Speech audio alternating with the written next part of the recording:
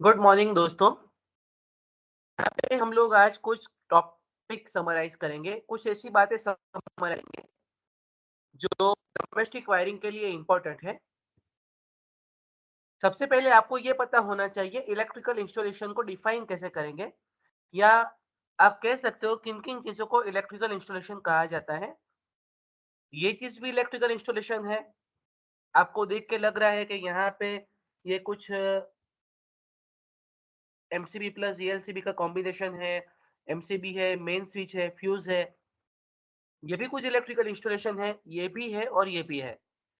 तो कहने का मतलब है इलेक्ट्रिकल इंस्टॉलेशन अलग-अलग तरह के हो सकते हैं। जैसे कि ये डोमेस्टिक है, ये इंडस्ट्रियल है, ये कमर्शियल है और ये पब्लिक बिल्डिंग है। ये कोई एयरपोर्ट वगैरह आप कह सकते हो। तो कहने का मतलब है आपका इलेक्ट्रिफिकेशन या इलेक्ट्रिकल इंस्टॉलेशन डिफरेंट टाइप्स के हो सकते हैं। किसी भी जगह अगर हम इलेक्ट्रिकल वायरिंग और फिटिंग को इंस्टॉल करते हैं तो इसे इलेक्ट्रिकल इंस्टॉलेशन कहा जाता है। उसके अकॉर्डिंगली उसके टाइप बनते हैं। The class depends on the types of building of use. आप उसको क्लासिफाई बिल्डिंग के यूज कैसे होता है ऐसे क्लासिफाई कर सकते हो। वो डोमेस्टिक के लिए यूज होता है, इंडस्ट्री के लिए यूज होता है, कमर्शियल के लिए यूज होता है या फिर पब्लिक बिल्डिंग के लिए यूज होता है। तो आपको कुछ बातें ध्यान रखनी होती है। हमने सारे टॉपिक कहीं ना कहीं पिछले वीडियो में डिफरेंट वीडियो में लिए हैं, लेकिन यहाँ पे मैं समराइज कर रहा हूँ। Electrical installation should be carried out as per I rules. हमारा इंडियन इलेक्ट्रिसिटी रूल जो 1956 था और सेफ्टी रूल्स आईएस 732 1983 के अकॉर्डिंग होने चाहिए। The type of electrification depends on the building of usage and purpose. The wiring material and selection is based on wiring material आपको पसंद करना है, कैसे पसंद करना है, type of building and use, क्योंकि आपका मटेरियल और एसेसरीज आपके फिटिंग जैसा बिल्डिंग का यूज होगा इसी प्रकार आप लोगे। ऑफिस एरिया के लिए और रेसिडेंशियल एरिया के लिए पूरा नॉर्म्स चेंज हो जाएगा। पूरा आपका जो फिटिंग आती है, ट्यूबलाइट आती है, फैन आती है और एसीज़ आते हैं और पूरा इलेक्ट्रिकल इंस्टॉलेशन होता है, उसमें काफ़ी सारा चेंज रहता है। तो बिल्डिंग का यूज़ जिस प्रकार हो, उस प्रकार आपको वो कंसिडरेशन में लेना है। फाइनेंशियल वायबिलिटी ऑफ क्लाइंट, आप डोमेस्टिक वायरिंग कर रहे हो, आपके घर का कर रहे हो और अंबानी साहब के घर का कर रहे हो, फ़र्क आएगा। तो कहने का मतलब है क्लाइंट का आपका कितना एक्सपेक्ट कर रहा है, कितना खर्चा करेगा, क्योंकि जब भी आप बेटर करने जाओगे तो आपको खर्चा होगा। आपका एस्टीमेट 10%, 20%, 50%, 100% तक बढ़ सकता है। तो इसका मतलब आपकी फाइनेंशियल वायबिलिटी कितनी है, कितना खर्च कर पाते हो। तो वो चीज़ देखकर भी आपको डिज़ाइन करनी होती है, आपको वायरिंग सिलेक्शन, मटेरियल सिलेक्शन करना होता है। टेक्निकल नीड्स, कई बार क्या होता है इंडस्ट्री है तो वहाँ पे टेक्निकल नीड्स आती है और डोमेस्टिक में भी आपको पता है कि अगर जितनी सब सर्किट है इतनी एमसीबी लगेगी, एक ईएलसीबी अगर 5 किलोवाट के ऊपर हो गया तो लगेगी, आपका अर्थिंग की नीड है, तो ये सारी टेक्निकल नीड है। आपको आपका क्लाइंट ना बोले या हाँ बोले, आपको करना ही है। उसको बोलना है कि ये रूल है, आपको रूल फॉलो करना है। सब सर्किट में एमसीबी लगाना है तो लगाना ही है। तो उसमें वो दो बातें नहीं हो सकती। तो टेक्निकल नीड्स में नो कॉम्प्रोमाइज। तो आपको टेक्निकल नीड्स के अकॉर्डिंगली इलेक्ट्रिफिकेशन करना है। और कस्टमर्स एक्सपेक्टेशन, कस्टमर आपका क्या चाह रहा है। आपका कस्टमर कई बार कहता है कि मुझे इस प्रकार की मॉड्यूलर स्विचेस चाहिए, कुछ नए टाइप के सेंसर बेस्ड ऑटोमेशन स्विच चाहिए, तो आपको उस अकॉर्डिंगली मटेरियल परचेज करना रहेगा। तो ये कुछ बातें हैं, जैसा मैंने बताया कि आई रूल्स के अकॉर्डिंग इलेक्ट्रिफिकेशन होता है और हमको ये बातों का ध्यान रखना होता है जिससे हमारा इलेक्ट्रिफिकेशन प्रोजेक्ट है वो सक्सेसफुल हो पाए।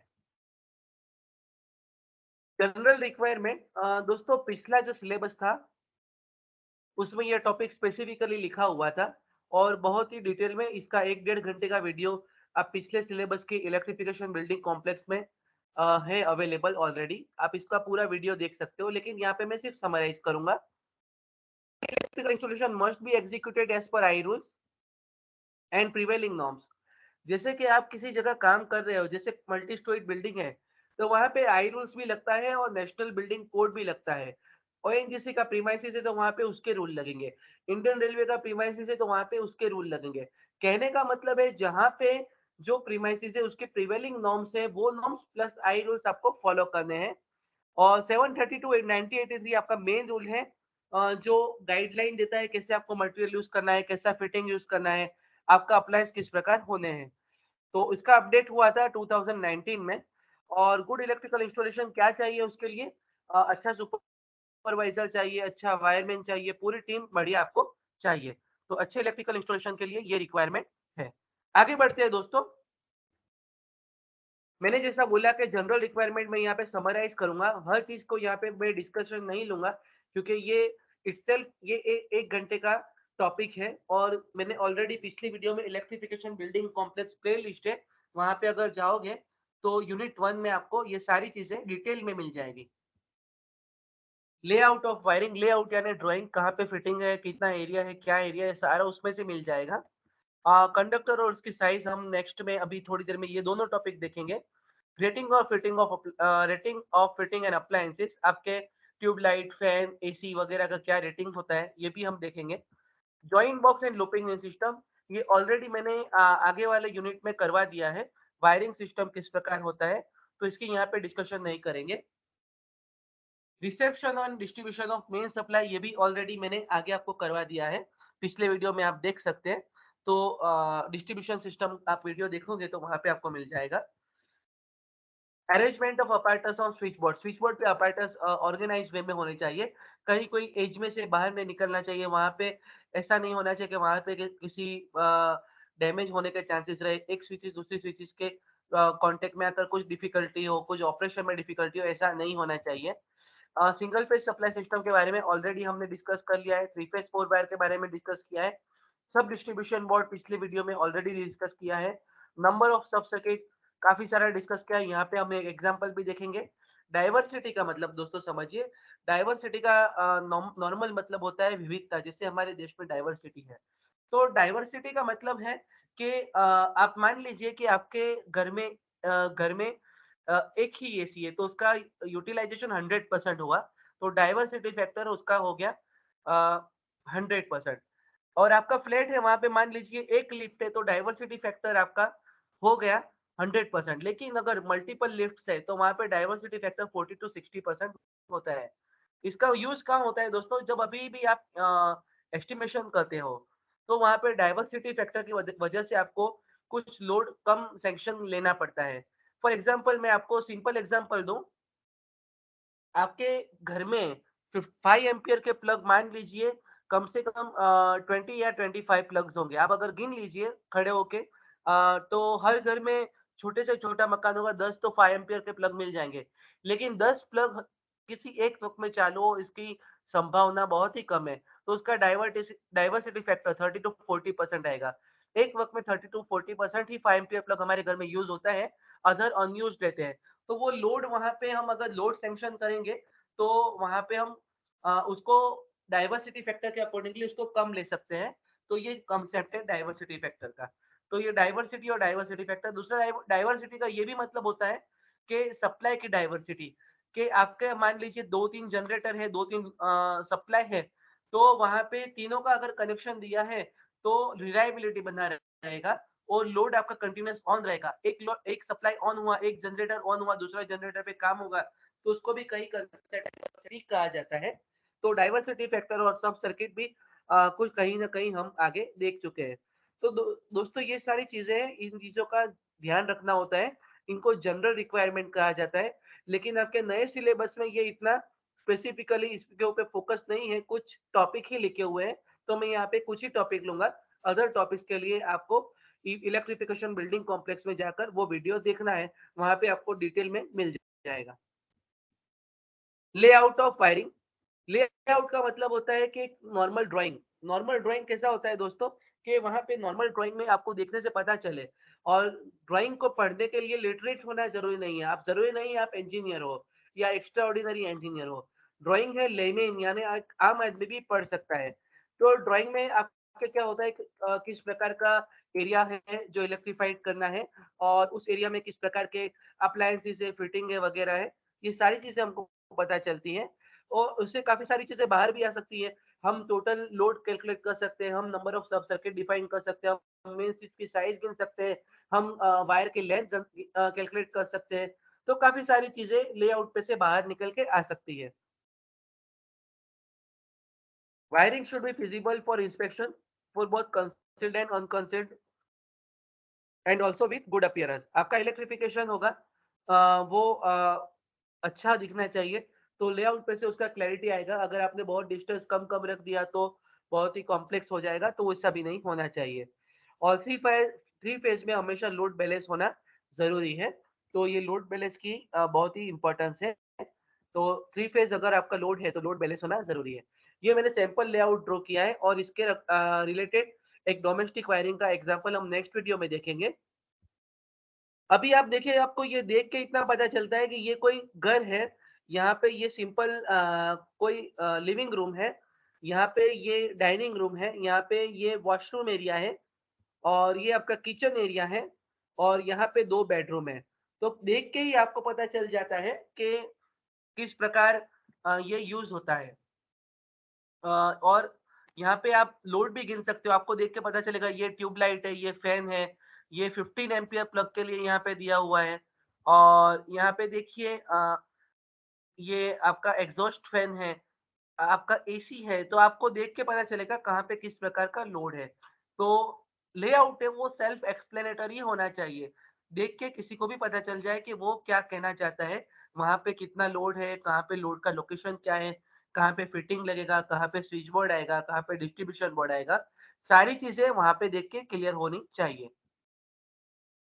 Rating of common electrical fitting आपको देखो हम लोग इंजीनियर हैं, तो हमको पता होना चाहिए कहाँ पे किस फिटिंग लगेगा और क्या फिटिंग का क्या रेटिंग है।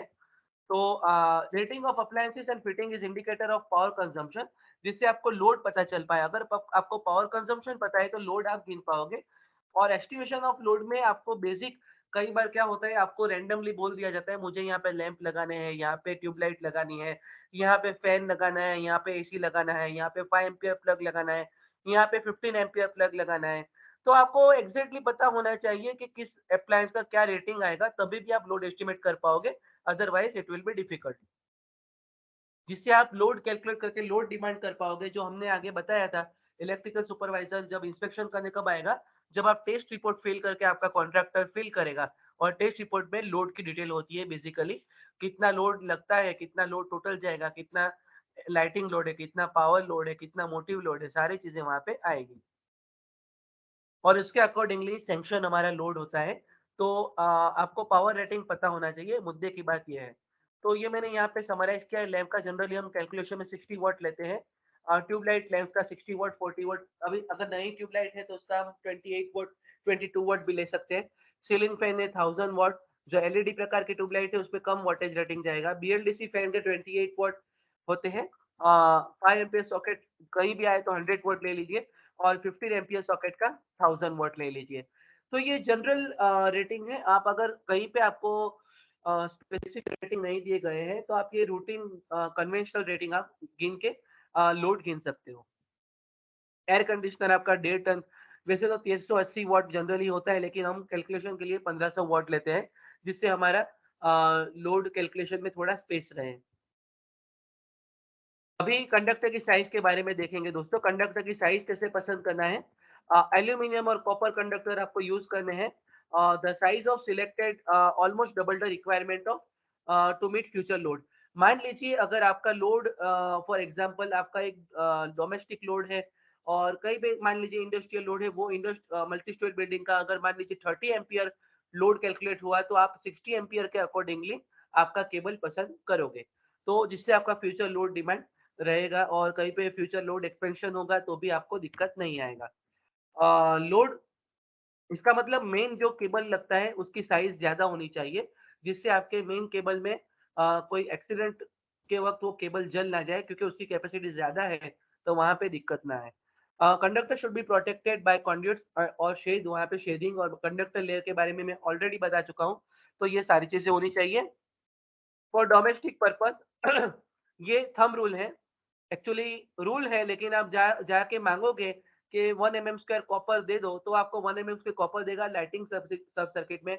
ट्यूबलाइट फैन वगैरह में 1 mm स्क्वायर कॉपर या 1.5 mm स्क्वायर एल्यूमीनियम लगता है, तो ये नॉर्मल है। और इसी प्रकार पावर सब सर्किट में 2.5 mm स्क्वायर एल्यूमीनियम और या 1.5 mm स्क्वायर कॉपर लगता है। तो जो 1 mm स्क्वायर कॉपर या 1.5 mm स्क्वायर एल्यूमीनियम होता है, इसका कैपेसिटी 10 एम्पियर होता है और नीचे इसका कैपेसिटी 20 एम्पियर होता है 1.5 mm स्क्वायर का। तो आपको ये पता होना चाहिए, उसके अकॉर्डिंगली आपको सिलेक्शन करना है। यहाँ पे मैंने एक एग्जांपल छोटा-सा लिया है। वैसे तो P is equal to VI formula से आप ले सकते हो, लेकिन आप इंजीनियर हो, आप को पता है तो VI cos phi लेके एक्चुअल फॉर्मूला लेके आप गिन सकते हो। If the load is 1140 watt decide the size of aluminium conductor. देखिए पावर हमारा है 1140 वाट है, वोल्टेज है 230 वोल्ट। यहाँ पे कुछ दिया नहीं है तो आप क्या करोगे 230 लोगे। क्यों 230 लोगे? अगर पे मान लीजिए यहाँ पे 6000 वाट से ज्यादा दिया है तो आपको 415 लेना है, क्योंकि 6 किलोवाट से अबव 3 फेज जाएगा। और P is equal to V I cos phi, तो हमने cos phi power factor 0.8 assume कर लेते हैं, तो ये 0.8 ले लिया और 6.195 एम्पियर। तो यहाँ पे हमारा अप्रोक्सीमेटली 6 एम्पियर आप समझ सकते हैं। तो आपका पीवीसी इंसुलेटेड एल्यूमीनियम कंडक्टर आएगा जो 1.5 एम स्क्वायर आपका कॉपर होगा, 1.5 एम स्क्वायर आपका डायमीटर है, जिसकी करंट कैरिंग कैपेसिटी 10 एम्पियर है। देखिए आपको पास करना है मैक्सिमम करंट आपका सर्किट का है, total load her bar on नहीं होना है। आपकी सर्किट में से मैक्सिमम 6 एम्पियर करंट जाएगा, लेकिन आपकी वायर की कैपेसिटी है 10 एम्पियर। डोमेस्टिक पर्पस के लिए कभी भी हम वायर सिलेक्ट करते हैं तो लाइटिंग सब सर्किट में हमेशा 10 एम्पियर का कैपेसिटी अज्यूम करके 1 mm स्क्वायर कॉपर या फिर 1.5 mm स्क्वायर एल्यूमीनियम करते हैं, लेकिन हमेशा कॉपर एडवाइसेबल है, इसलिए आप 1 mm स्क्वायर कॉपर परचेज कीजिए। तो इसी प्रकार कंडक्टर की साइज हम लोग सिलेक्ट करते हैं। सब सर्किट की दोस्तों बात करें, मैंने ऑलरेडी काफी सारे वीडियो में पिछले बार सब सर्किट में की बात की है, यहाँ पे और एक बार कर देता हूँ। सब circuit basically group of connection होता है जो जिससे सिंगल डिवाइस से प्रोटेक्शन दिया जाता है। आपके घर पे मान लीजिए जनरली हमारे नए इलेक्ट्रिफिकेशन होते हैं, वहां पे क्या होता है कि हर रूम का लिए एक एमसीबी रखा होता है, तो उसको टेक्निकली सब सर्किट कहेंगे। और सब सर्किट का फंडामेंटल ये है कि मैक्सिमम 10 पॉइंट या 800 वॉट तक एक लाइटिंग सब सर्किट बनती है।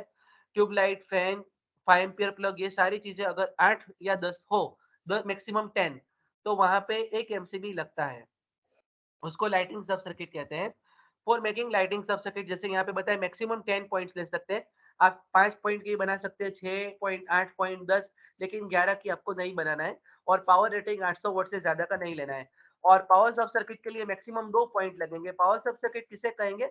जो पावर लोड है हमारे, जैसे कि रेफ्रिजरेटर है, एयर कंडीशनर है, मोटर पंप है, जो और 15 एम्पियर के सारे प्लग्स, वो पावर सब सर्किट में आएंगे। तो मैक्सिमम 2 पॉइंट या मैक्सिमम 3000 वॉट, 3000 वॉट, तो इतना ही होगा, उसको पावर सब सर्किट में लेंगे।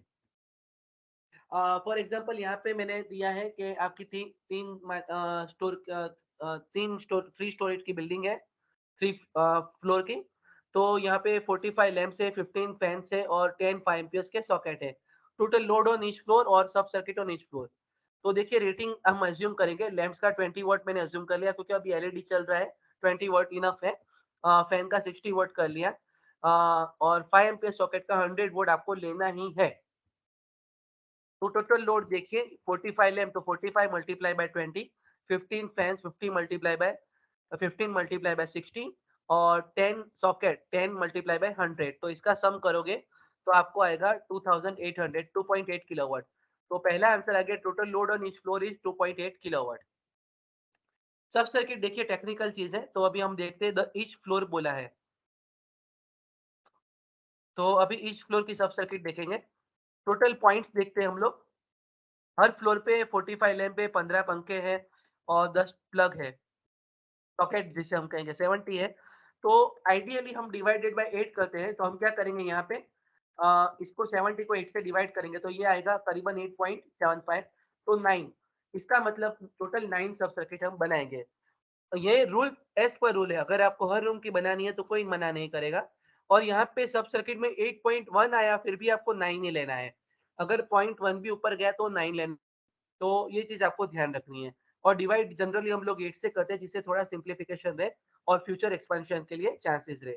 तो ये दोनों चीजें हमने कर ली। टोटल लोड एक फ्लोर के लिए गिना और एक फ्लोर पे 9 सब सर्किट आएगी, इसका मतलब एक फ्लोर पे 9 एमसीबी लगेगी। और फिर आपको डिवाइड करना है, जैसा मैंने हॉस्टल एसओआर गिना है, आप हॉस्टल एसओआर का एग्जांपल देखिए, तो आपको ज़्यादा क्लैरिटी आएगी। मेन स्विच और डिस्ट्रीब्यूशन बोर्ड दोस्तों, मेन स्विच पता है कि जितने एम्पियर का मेन स्विच टोटल लोड आया, तो पूरी बिल्डिंग का, पूरे प्रीमाइसेस का, पूरे घर का टोटल लोड आया, उसके अकॉर्डिंगली हम मेन स्विच पसंद करते हैं। तो वहाँ पे मेन स्विच और एंट्रेंस, जहाँ पे एंट्रेंस होगा वहाँ पे प्रोटेक्टिव डिवाइस लगी होती है। जैसे कि अगर पावर सप्लाई कंपनी का कटआउट है, वहाँ पे उसके प्रोटेक्टिव डिवाइस लगे होते हैं, वहाँ पे फ्यूज़ वगैरह उसका जो कटआउट कहेंगे वो लगा होता है। फिर उसके बाद मीटर आएगा, फिर हमारा कटआउट हमारा लगता है, हमारा प्रोटेक्टिव डिवाइस फ्यूज़ ले लीजिए, एमसीबी ले लीजिए, ईएलसीबी वो सारा हमारा लगता है। तो वो आपका रिसेप्शन ऑफ द सप्लाई हुआ। और आई रूल आपको ये कहता है, यहाँ पे कुछ चीज़ें लिखिए, न्यूट्रल आपका कभी भी ब्रेक नहीं होना चाहिए। आई 32/2 ऐसा कहता है। आयरन क्लेड और मेटल क्लेड स्विच, इसका मतलब प्रोटेक्टिव डिवाइस हमेशा यूज़ करनी चाहिए। और location of main switch should be near main entry of the supply. Reception supply जहाँ से शुरू होता है, वहीं मेन स्विच होनी चाहिए, जिससे मेंटेनेंस के वक़्त बंद करना याद रहे और आपका मेंटेनेंस करने वाले को कोई शॉक या कोई एक्सीडेंट ना हो। सब डिस्ट्रीब्यूशन बोर्ड देखिए मल्टी स्टोरेड अगर बिल्डिंग है, तो मल्टी स्टोरेड बिल्डिंग है, आप बहुत सारे, मान लीजिए कि आपका डोमेस्टिक है, वो 2-3 फ्लोर है आपके, तो वहाँ पे आपको डिस्ट्रीब्यूशन बोर्ड हर फ्लोर पे रखना पड़ेगा, जिसे सब डिस्ट्रीब्यूशन बोर्ड कहेंगे। और अगर और भी बड़ा एरिया है, तो हर गैलरी में एक सब डिस्ट्रीब्यूशन बोर्ड लगना पड़ेगा, जिससे आपके पर्टिकुलर प्रोटेक्टिव डिवाइस का ग्रुप एक सब डिस्ट्रीब्यूशन बोर्ड में हो, जिससे फॉल्ट ट्रेस हो पाए और मेंटेनेंस में ईज़ी रहे। तो ये सब डिस्ट्रीब्यूशन बोर्ड का मेन एम है कि आपका इंस्पेक्शन ईज़ी रहे और मेंटेनेंस ईज़ी रहे। तो बिल्डिंग होती है जहाँ पे लार्ज एरिया होता है, वहाँ पे मल्टीपल सब डिस्ट्रीब्यूशन बोर्ड आपको रखना होता है। नंबर ऑफ सब सर्किट आपको ध्यान रखना होता है, टाइप्स ऑफ सब सर्किट ध्यान रखना होता है, लोड से कितना डिस्टेंस है। अगर एक ही आपने सब डिस्ट्रीब्यूशन बोर्ड पूरे फ्लोर पे रखा और वहाँ पे 20 मकान है, या फिर मान लीजिए वहाँ पे 5 मकान है, तो ये गलत होगा। तो डिस्टेंस फ्रॉम लोड बहुत ज़्यादा होना नहीं चाहिए, इसी वजह से सब डिस्ट्रीब्यूशन बोर्ड एक्स्ट्रा भी प्रोवाइड करना चाहिए। तो अगर एक है तो दूर पड़ता है, तो आप 2 रख दीजिए, जिससे दोनों बाइफरकेशन हो पाए और लोड वहाँ पे अलग हम बचा पाएँ। Total load on each floor, her floor का लोड आपको देखना होता है। और दोस्तों यहाँ पे मैंने एक समराइज़ करके कोशिश की कि आपको मैं बता पाऊँ कि डोमेस्टिक वायरिंग या जनरल वायरिंग में हम किस चीज़ों का ध्यान रखते हैं। ये आपका यूनिट का एक सेगमेंट था, तो इसी वजह से मैंने ये यहाँ पे यूनिट 3 के लिए ये वीडियो बनाई है। अगर आपको और डिटेल में जानना है, तो इलेक्ट्रिफिकेशन ऑफ बिल्डिंग कॉम्प्लेक्स का स्टडी कीजिए। वो प्लेलिस्ट अवेलेबल है, वहाँ पे पूरा डिटेल में, इससे भी ज़्यादा डिटेल में बताया हुआ है। आई होप आपको पता चलेगा। Thank you and keep learning.